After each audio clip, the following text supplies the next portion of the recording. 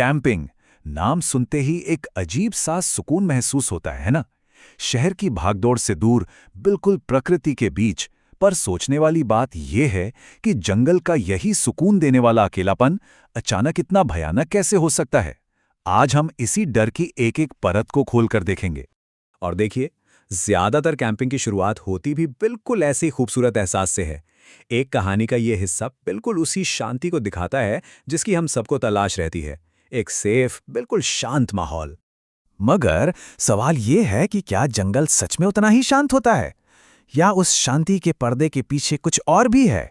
और बस यहीं से डर की पहली परत खुलना शुरू हो जाती है। तो आज के इस विश्लेषण में हम इन 5 हिस्सों पर गौर करेंगे। हम सिर्फ कहानी नहीं सुनेंगे, बल्कि ये समझेंगे कि आखिर हुआ क्या था और कैसे उन छोटी छोटी घटनाओं ने मिलकर डर का एक पूरा जाल बुन दिया। तो चलिए शुरू करते हैं। तो सबसे पहला सवाल, आखिर लोग कैंपिंग पर जाते ही क्यों हैं? जवाब सीधा है, शहर की भागदौड़ से दूर, थोड़ा एकांत, थोड़ी शांति चाहिए होती है। लेकिन जैसा कि हम इन कहानियों में देखेंगे, यही चाहत डर की पहली सीढ़ी बन जाती है। कैंपिंग का हर वादा देखिए अपने साथ एक छिपा हुआ खतरा भी लाता है। जो शांति हम ढूंढते हैं वो असल में अकेलापन है। शहर से मिली आज़ादी असुरक्षा में बदल जाती है, और प्रकृति से जुड़ने का वो खूबसूरत एहसास एक गहरे अनजाने डर में। और बस यही वो टेंशन है जिस पर ये डरावनी कहानियां पनपती हैं। अब बात करते हैं डर के पहले स्टेज की, और वो है देखे जाने का एहसास। ये सबसे पुराने डरों में से एक है ना?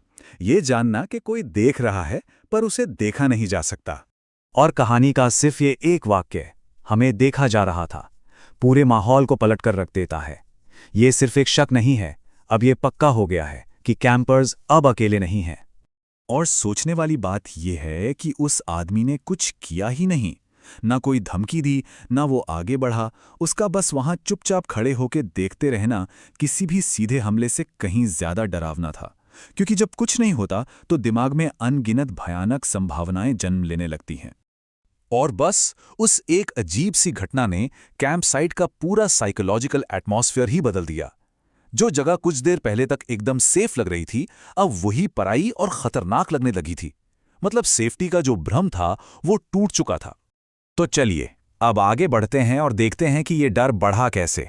क्योंकि अब खतरा सिर्फ दूर से देखने तक नहीं रुका, अब वो घुसपैठ कर रहा था कैंपर्स की उस जगह में जिसे वो अपना सबसे सेफ स्पेस मान रहे थे।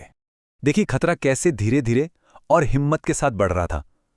पहले वो दूर से देख रहा था, फिर कदमों की आहट, फिर सामान चोरी हुआ, और आखिर में सोते हुए कैंपर्स के टेंट तक पहुंच गया। हर एक घटना के साथ वो खतरा और करीब और पर्सनल होता जा रहा था। और ये एहसास डर का पीक है, जब किसी का एकमात्र सेफ हेवन, मतलब उसका टेंट, वो भी सेफ न रहे। ये सोचना ही कि जब वो सबसे ज्यादा वल्नरेबल थे, सो रहे थे, तब कोई उनके ठीक ऊपर खड़ा था, सच में रोंगटे खड़े कर देता है। अब जरा दूसरी कहानी पर आते हैं। यहां डर का सोर्स एकदम अलग है। यहां डर किसी आमने सामने के टकराव से नहीं आ रहा, बल्कि एक ऐसी जगह पहुंच जाने से आ रहा है जहां कुछ बहुत भयानक पहले ही हो चुका है। इस कहानी की शुरुआत भी देखिए काफी मिलती जुलती है। एक अकेला थका हुआ कैंपर जिसे एक परफेक्ट शांत जगह मिल जाती है। यहां भी कहानी की शुरुआत में सेफ्टी का एक झूठा एहसास दिलाया जाता है। और फिर सुबह होती है और कैंपर को एक के बाद एक क्लूज मिलने लगते हैं, बिल्कुल जैसे किसी क्राइम सीन पर सबूत मिलते हैं।